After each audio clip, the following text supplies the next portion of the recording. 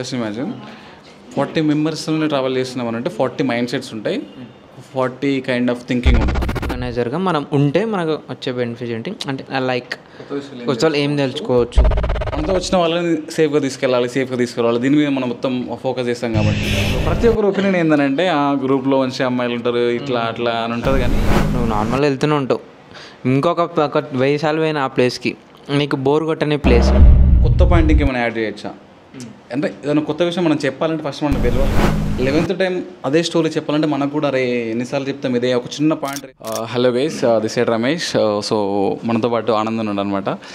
So Anand ఏంటి అంటే like I was done as BBA in tourism only. So మనతో పాటు వర్క్ చేస్తాడు ఆఫీస్లో.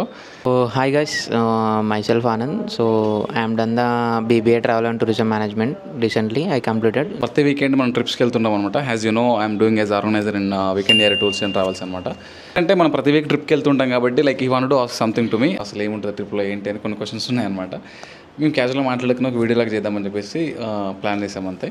సో విల్సి ఎట్లా ఏం జరుగుతుంది, ఏం మాట్లాడుకుంటాం అనేది. ఓకే. సో నా డౌట్ ఏంటంటే రీసెంట్గా ప్రతి వీక్ మనకు డిపార్చర్స్ ఉంటాయి అన్నమాట, గ్రూప్ డిపార్చర్స్, రెగ్యులర్గా ట్రిప్స్ ఉంటాయి మనకి. ఇప్పుడు మనమైనా సరే ఒక ప్లేసెస్కి ఒక నార్మల్ ఒకసారి 2 times ఏమో అంతా వెళ్తాం మనకి. కానీ అన్నీ ఏంటంటే ఇప్పుడు ఆర్గనైజర్గా ఆల్రెడీ ఆ ప్లేసెస్ వెళ్ళేసి వచ్చి ఇప్పుడు ఇండివిజువల్ వెళ్ళి ఇప్పుడు మన కంపెనీలో గిట్ట అదే ప్లేస్ రిపీట్గా వెళ్ళాలంటే బోర్ కొట్టదా అన్న అని from my side I have the question to the Ramesh అన్న. ఏంటన్నా నీ యొక్క ఒపీనియన్ ఏంటి అని చెప్పేసి అనుకుందామని చెప్పేసి అన్న నేను అడుగుతున్నాను అనమాట. సో యాజ్ యూజువల్గా మనకు వీకెండ్స్లలో ప్రతి ట్రిప్కి నువ్వే వెళ్తావు కాబట్టి ప్రతి వీకెండ్ వెళ్తావు నువ్వే ట్రిప్కి. సో నీకు ఎట్లా అనిపిస్తుందా, ఎక్స్పీరియన్స్ ఏంటి, అంత చిరాకు కొడుతుందా, ఇదేంది వర్క్ ఇన్నిసార్లు వెళ్ళాలా అనే ఒక టార్చర్ లాగా ఫీల్ అవుతావా, లేదు ఒక ఎక్స్పీరియన్స్ ఏందో ఇంకా నీ యొక్క కైండ్ ఆఫ్ ఎక్స్పీరియన్స్ ఏంటి, నువ్వేమనుకుంటున్నావు అని చెప్పేసి నా పాయింట్ అన్న నేను తెలుసుకుందామని చెప్పేసి నేను అడుగుతున్నా. ఓకే. సో బేసిక్గా ఏంటంటే మనం వెళ్ళేటువంటి ప్లేస్ మేబీ సేమ్ ప్లేస్ అయి ఉండొచ్చు, కానీ వెళ్ళిన ప్రతిసారి బ్యాచ్ అనేది డిఫరెంట్ ఉంటుంది. అది ఫస్ట్ థింగ్.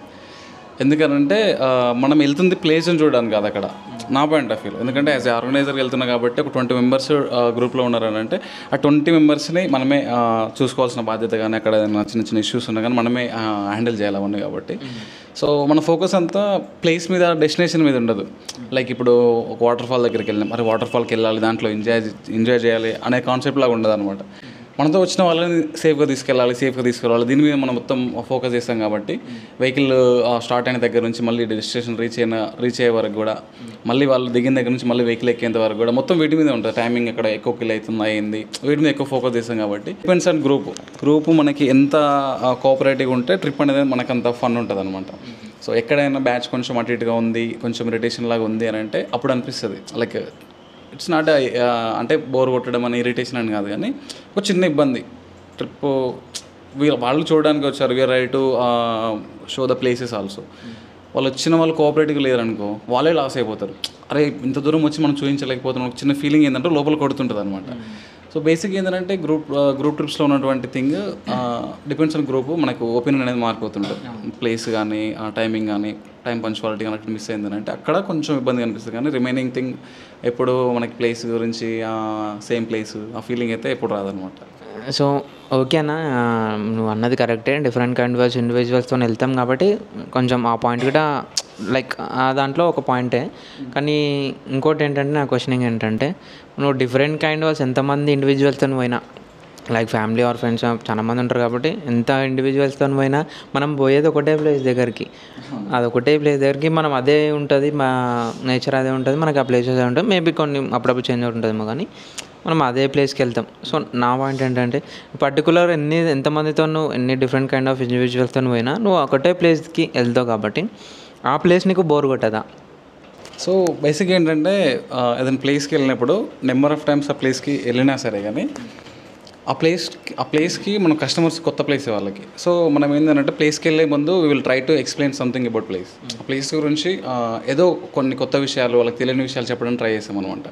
సో మనము ఒక 10 times ఒక ప్లేస్కి వెళ్ళాం అనుకో రఫ్గా, ఆ 10 timesలో ఒకటే స్టోరీ అంటే ఆ ప్లేస్ గురించి ఏదైతే విషయం వాళ్ళకి తెలియాల్సి ఉందో ఆ విషయాన్ని పాస్ చేస్తారు.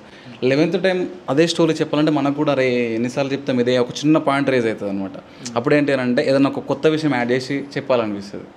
అర్థమైందా? ఒక టెంపుల్ స్టోరీ చెప్తున్నాం, ఆ టెంపుల్ స్టోరీ అదే నార్మల్గా మనం ఏంటంటే ఒక 2 మినిట్స్లో షార్ట్ కట్లు చెప్పడానికి ట్రై చేస్తాం. ఆ 2 మినిట్స్లో స్టోరీని ఏంటంటే కొత్త పాయింట్ ఇంకేమైనా యాడ్ చేయొచ్చా, అంటే ఏదైనా కొత్త విషయం మనం చెప్పాలంటే ఫస్ట్ మనకు తెలియాలి కదా విషయం. అంటే వీఆర్ ఆల్సో లెర్నింగ్. కొత్త విషయం నేర్చుకొని మనం చెప్పడానికి ట్రై చేస్తుంటాం కాబట్టి వెళ్ళిన ప్రతిసారి ఇంకేదైనా కొత్తగా దీని గురించి తెలుసుకోగలుగుతామా, ఇంకేదైనా కొత్తగా చెప్పగలుగుతామా, మనతో వచ్చే టీంకి మనం ఏదైనా సజెస్ట్ చేయగలుగుతామా. సో ఇంతకన్నా బెటర్గా దీనికి హైలైట్స్ కానీ లేదంటే అక్కడ గ్రూప్ పిక్స్ కానీ ఏదైనా వాళ్ళకి ఉన్న ఇంతకుముందు తిరిగిన దానికంటే బెటర్గా ఏం చేయగలుగుతాం ఎక్స్పెరిమెంట్ చేయడానికి ట్రై చేస్తుంటాం అనమాట. నెంబర్ ఆఫ్ టైమ్స్ వెళ్ళినప్పటికీ సేమ్ రిపీటెడ్గా ఒకటే ప్యాటర్న్లా ఇది ప్లేస్ ఇంత, ఇది ఇక్కడ నుంచి వెళ్తాం ఇక్కడ నుంచి వెళ్తాం అని కాకుండా ఇంకేమైనా డిఫరెంట్గా చేయడానికి ట్రై చేస్తుంటాం కాబట్టి ఒక ఎక్స్పెరిమెంట్ లాగా కొత్త ప్లేస్లో వెళ్ళిన ప్రతి ప్లేస్లో ఏదైనా కొత్తగా ఎక్స్పెరిమెంట్ చేయడానికి కొంచెం టైం ఉంటుంది అనమాట.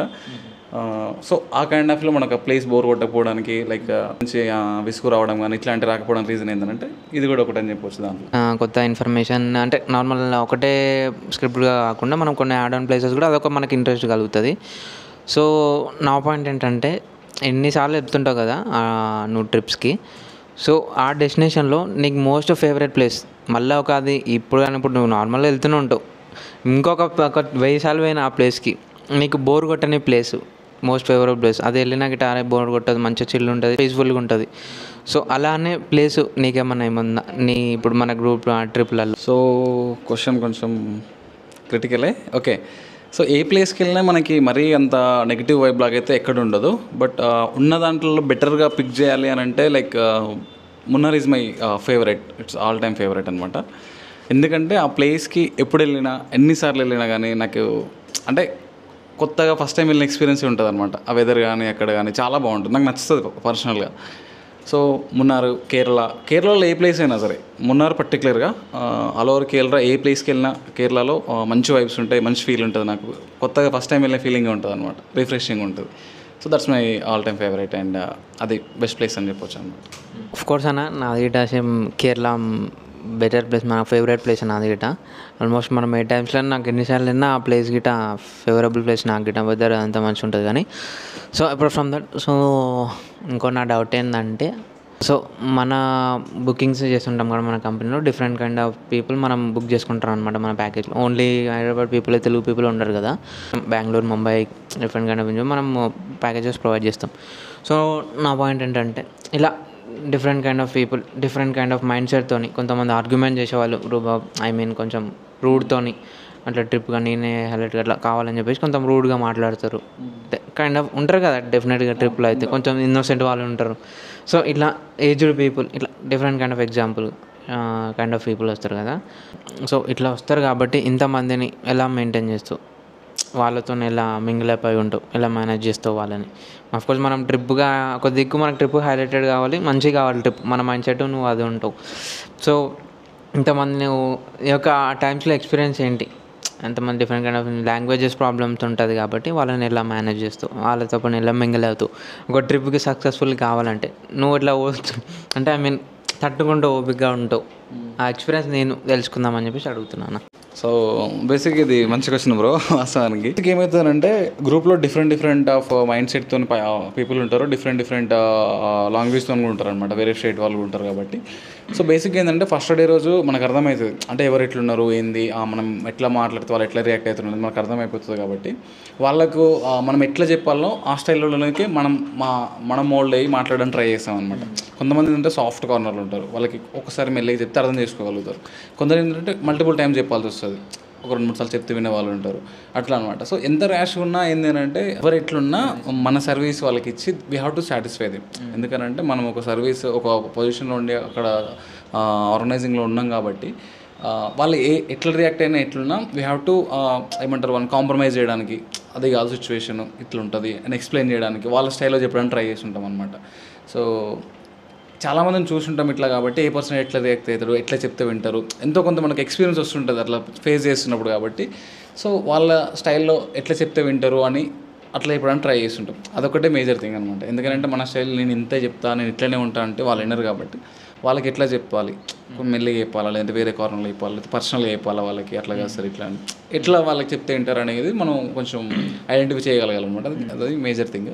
సో ఇంకా లాంగ్వేజ్ ప్రాబ్లం అంటే పెద్దగా ఏముండదు, every one comfort in English. So ఇంగ్లీష్లో మనం మేనేజ్ చేయొచ్చు ఏ లాంగ్వేజ్ వాళ్ళన్నా కాబట్టి. సో ఇంకా హిందీ మనకు అంత కొంత వచ్చు కాబట్టి మేనేజ్ చేసేస్తాం, అది మ్యాటర్ ఏం కాదు. ఇంకా మొత్తం మన తెలుగు వాళ్ళు ఉన్నారంటే ఇంకా మాది ఈజీ థింగ్ అనమాట మనకి.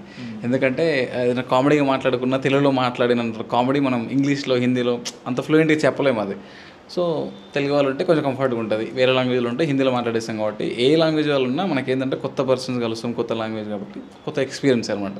ప్రతిదీ కైండ్ ఆఫ్ ఎక్స్పీరియన్స్ మనకి, ప్రతిదీ ఒక ఎక్స్పెరిమెంట్ లాగే అనమాట. సో అది మనకు ట్రిప్లో అనిపించే ఎక్స్పీరియన్స్ కానీ, కొత్త పర్సన్తో కలవడం కానీ అట్లా.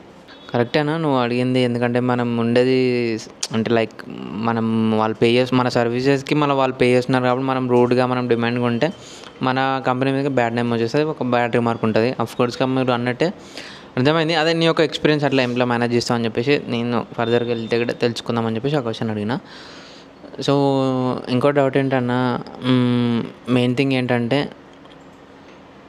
ఇప్పుడు నువ్వు ఒక టూర్ ఆర్గనైజర్గా వెళ్తున్నావు కదా, సో నీ యొక్క పొజిషన్ ఉండడం ద్వారా, నువ్వు ఒక ఆర్గనైజర్గా ఉండడం ద్వారా వచ్చే అంటే లాభాలు ఏంటి, నువ్వు దాని గురించి మనం నేర్చుకోవాల్సినవి ఏంటి? యాజ్ ఏ ఆర్గనైజర్ ఉంటే అదే మనం ఇది నేర్చుకుంటాం, ఇది ఒక మనకు తెలుస్తుంది, ఇంకా ఇన్ఫర్మేషన్ తెలుస్తుంది, ఏ ఎక్స్పీరియన్స్ వస్తుంది ఇలా చేస్తే, ఇట్లా కైండ్ ఆఫ్ ఇండివిజువల్స్తో అట్లా ఉంటుంది కదా.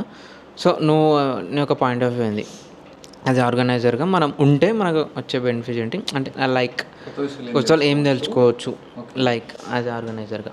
సో బేసిక్గా ఒక ఆర్గనైజర్గా ఉంటే మనం కొత్తగా ఏం తెలుసుకోవచ్చు, ఏం నేర్చుకోవచ్చు అనేది నీ point of view. Okay, so basic ఏంటంటే లైక్ ఇప్పుడు ఒక ఆర్గనైజర్ పొజిషన్లో ఉన్నప్పుడు ప్రతి వీక్ ట్రావెల్ చేస్తుంటాం. జస్ట్ ఇమాజిన్ ప్రతి వీక్ ఒక గ్రూప్తో ట్రావెల్ చేస్తున్నాం. గ్రూప్లో లోయెస్ట్ 10 మెంబర్స్ అనుకో, ప్రతి వీక్ 10 మెంబర్స్, మంత్కి 40 మెంబర్స్. జస్ట్ ఇమాజిన్ 40 మెంబర్స్ని ట్రావెల్ చేస్తున్నాం అని అంటే 40 మైండ్ సెట్స్ ఉంటాయి, 40 కైండ్ ఆఫ్ థింకింగ్ ఉంటుంది అనమాట. వీళ్ళతో ట్రావెల్ చేసినప్పుడు దాంట్లో మనకన్నా పెద్దవాళ్ళు ఉంటారు, మనకన్నా చిన్న వాళ్ళు ఉంటారు, మన ఏజ్ గ్రూప్ వాళ్ళు ఉంటారు, ఇట్లా డిఫరెంట్ కేటగిరీ నుంచి ఉంటారు అనమాట. సో మనకన్నా పెద్దవాళ్ళతో ట్రావెల్ చేస్తున్నప్పుడు వాళ్ళ ఎక్స్పీరియన్స్ తెలుసుకోవడం కానీ, వాళ్ళతో మాట్లాడుతున్నప్పుడు కానీ, వాళ్ళ కమ్యూనికేషన్ కానీ, వాడు ఇచ్చే గైడ్లైన్స్ కానీ ఒక రకంగా మేబీ ఇప్పుడు ప్రజెంట్ మనకు రియాలిటీలో యూజ్ కాకపోవచ్చు, కానీ ఫర్దర్ ఫ్యూచర్లో యూజ్ అయ్యేలాగా ఉంటాయి అనమాట. కొన్ని ట్రిప్స్ ఏంటంటే they was satisfied very much. ట్రిప్లో మంచి సాటిస్ఫాక్షన్ ఉండి మంచి ఎంజాయ్ వెళ్ళేటప్పుడు వాళ్ళు ఒక కైండ్ ఆఫ్ ఒక ఏమంటారు వెళ్ళేటప్పుడు ఒక వాళ్ళు చెప్పేట థ్యాంక్స్ ఉంటుంది చూసావా, that make has very happy అనమాట. ఏంటంటే వాళ్ళు మనకేం జేబులు నింపుకోనికి ఏదో ఇవ్వకపోవచ్చు, కానీ వాళ్ళు ఇట్లా ఒక హగ్ ఇచ్చి షేక్ హ్యాండ్ ఇచ్చి థ్యాంక్ యూ సో మచ్, మేము చాలా ఎంజాయ్ చేసాం రమేష్, థ్యాంక్ యూ అని అంటే ఆ ఫీలింగ్ మనకి చాలా ఇచ్చేస్తుంటుంది అనమాట లోపల. ఓకే, సో అట్లాంటివి మనం చాలా లైక్ రిసీవ్ చేసుకున్నాం వాస్తవానికి. సో దీంట్లో బెనిఫిట్స్ అని కాదు, కానీ మనం తెలుసుకున్న విషయాలు ఏంటంటే పెద్దవాళ్ళతో ట్రావెల్ చేస్తున్నప్పుడు వాళ్ళ ఎక్స్పీరియన్స్ కానీ, వాళ్ళు చెప్పే కొన్ని విషయాలు కానీ మనకు యూజ్ అవుతాయి ఫర్దర్గా. మన ఏజ్ గ్రూప్తో ఏంటంటే చిల్ ఎంజాయ్మెంట్, ప్రజెంట్ ఎంజాయ్ చేయాలి, ఏదో ఎక్కడనో పోవాలి ఏమో చేయాలని కాకుండా ప్రజెంట్లో ఉండి ఉన్న టైం ఎంజాయ్ చేయడం నేర్చుకుంటాం.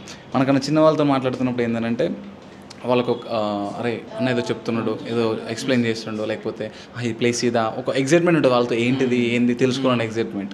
మనకన్నా చిల్లని చూస్తే మనకి ఎట్లయితుందో, మనకన్నా పెద్దవాళ్ళని మనల్ని చూసినప్పుడు వాళ్ళకి అట్లనే ఉంటుంది. అరే ఈయన కూడా ఏదో చేస్తున్నాడు కానీ ఇంకేమైనా బెటర్ సజెషన్ ఇవ్వచ్చా, ఏదైనా అప్రిషియేషన్ ఇవ్వచ్చా, వాళ్ళు అట్లా ఆలోచించి మనల్ని కూడా వాళ్ళకంటే మనం చిన్నలో కాబట్టి వాళ్ళకి కూడా సేమ్ ఫీలింగ్ ఉంటుంది మన మీద. సో కొత్త విషయం తెలుసుకోవడానికి, కొత్త వ్యక్తులతో మాట్లాడడం కానీ, ఇది బేసిక్ ఏంటంటే ఇంట్రెస్ట్. ఇప్పుడు పర్సన్ టు పర్సన్ ఇంటరాక్ట్ అవ్వడం ఇంట్రెస్ట్ ఉందనుకో, అది డెఫినెట్గా ఆర్గనైజింగ్ నచ్చుతుంది ఎవరికి. ప్రతి వీక్ ఒక 10 మెంబర్స్ కొత్త వాళ్ళని కలుస్తున్నాం, వాళ్ళతో మాట్లాడుతున్నాం, వాళ్ళ గురించి మనం తెలుసుకుంటాం, మన గురించి వాళ్ళు తెలుసుకుంటున్నారు అని అంటే పర్సనల్ ఇంటరాక్షన్ ఖచ్చితంగా నచ్చుతుంది అనమాట. అది నచ్చిన వాడు ఆర్గనైజింగ్గా ఎప్పుడు మనకు బోర్ కొట్టదు, ఎప్పుడు ఇబ్బంది అనిపించదు, ఏది కొత్త విషయం అనిపించదు. He will definitely do that work as a ప్యాషన్తో వర్క్ చేస్తే ఏదైనా వర్క్ అవుతుంది. కాబట్టి నాకైతే నచ్చుతుంది అదంతా. ఇంకా అట్లా. సో నువ్వేమనుకుంటున్నావు అంటే ఆర్గనైజింగ్ పోవాలా లేకపోతే ఏంది, నెక్స్ట్ నీ స్టెప్ ఏమనుకుంటున్నావు దాని గురించి? అదే తెలుసుకుందామని అంటున్నా. నెక్స్ట్ ఆర్గనైజర్కి వెళ్ళాలి అనుకుంటున్నావు కాబట్టి అసలు ఎట్లుంటుంది ఏందని క్వశ్చన్స్ నీకు డౌట్స్ ఉన్నాయి అంతేనా? అట్లా ఆర్గనైజర్ ఫర్దర్గా ఇప్పుడు నాతో పాటు రావడానికి రెడీగా ఉన్నావా, లేదంటే నువ్వు ఇండివిజువల్ వెళ్ళడానికి రెడీగా ఉన్నావు? నీతో పాటు అంటే వచ్చేంత వర్త్ లేదా? అలా ఏం లేదన్నా, I'm always ready to come with you. ఎందుకంటే నువ్వు ఇప్పుడు ఫస్ట్ మనం ఒక గైడెడ్గా వెళ్తేనే, ఒక ఎక్స్పీరియన్స్తో పర్సన్తో వెళ్తేనే మనకేంటి అని అట్లా కైండ్ ఆఫ్ ఎక్స్పీరియన్స్ తెలుస్తుంది అనమాట. ఇట్లా ఫస్ట్ యాజ్ యూజువల్ మనం ఏంటంటే ఒక ఎక్స్పీరియన్స్డ్ ఆర్గనైజర్తో వెళ్తే మనకి సో అదనమాట. కొత్త వాళ్ళతో ట్రావెల్ చేయడం, కొత్త వాళ్ళతో ఇంటరాక్ట్ అవ్వడం, వాళ్ళ గురించి తెలుసుకోవడం, వాళ్ళతో పరిచయం, ఇవి ఏంటంటే డెఫినెట్గా మనకు ఒక హ్యాపీనెస్ని ఇస్తాయి అనమాట. కొంతమంది కొత్త వాళ్ళతో కలవడానికి ఇష్టపడరు కాబట్టి చెప్పలేము ఎవరు ఒపీనియన్ వాళ్ళది. సో కొన్ని ఫ్రెండ్షిప్స్ ఏంటంటే లాంగ్ టర్మ్లో కూడా వర్క్ అవుతాయి. దాంట్లో మనకు పరిచయమైన వాళ్ళు కానీ సార్ వాళ్ళు కానీ ఎవరైనా పెద్దవాళ్ళు మనతో డెఫినెట్గా మనకి ఏదో ఒక రకంగా యూజ్ అయ్యేలాగానే ఉంటుంది తప్ప ఎక్కడ దాంట్లో మనకు ఏదో లాస్ అయింది ఏదో ప్రజెంట్ చేస్తున్నాం అనేలాగా ఏమి ఉండదు. కొత్త విషయం తెలుసుకుంటాం, కొత్త పర్సన్స్తో కలుస్తాం, ఇంటరాక్షన్ అనేది నచ్చుతుంది నాకు. అందుకే నాకు ఆర్గనైజింగ్ అది కానీ మంచి మజా వస్తుంది అనమాట. సో అది బేసిక్గా నేను బిలీవ్ చేసేది దాంట్లో.